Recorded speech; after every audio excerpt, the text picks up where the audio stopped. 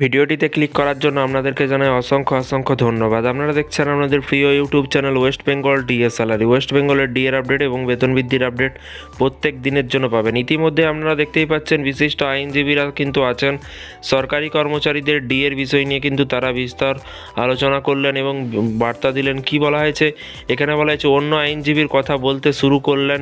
মঙ্গলে ডিএ মামলা ঠিক কী হলো জানালেন কিন্তু নেতা, পুরো ক্লিয়ার করে জানিয়ে দিলেন। এখানে বলা হয়েছে অনেক প্রত্যাশা থাকলেও কিন্তু মঙ্গলবার সুপ্রিম কোর্টে আশা পূরণ হয়নি। রাজ্য সরকারি কর্মচারীদের পিছিয়ে গিয়েছে মহার্ঘ ভাতা বা ডিয়ারনেস অ্যালায়েন্স বা ডিএ মামলা শুনানি।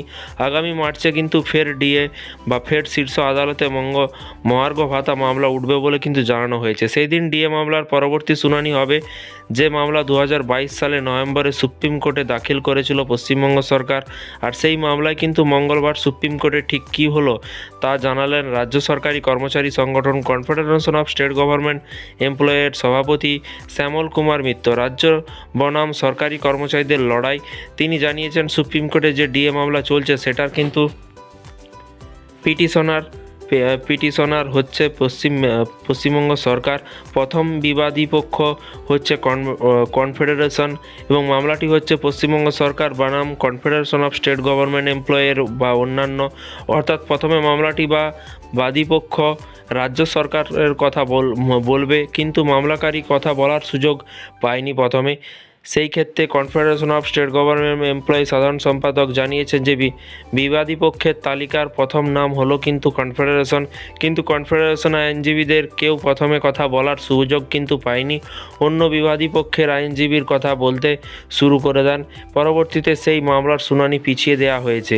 নতুন বেঞ্চ ডিএ মামলার পরবর্তী শুনানি। অন্যদিকে আইনজীবী জানিয়েছেন যে সুপ্রিম কোর্টেও বিচারপতি হৃষিকেশ রায় এবং বিচারপতি এস.ভি.এন. ভাট্টির ডিভিশন বেঞ্চে কিন্তু 45 নম্বর ডিএ মামলা ওঠে, কিন্তু সময়ের অভাবের কারণে মঙ্গলবার মামলার শুনানি হয়নি এবং মামলার বিস্তারিত শুনানির প্রয়োজন আছে বলে কিন্তু জানিয়েছে শীর্ষ আদালত। সেই পরিস্থিতিতে মার্চে ফের ডিএ মামলার শুনানি হবে বলে কিন্তু জানানো হয়েছে।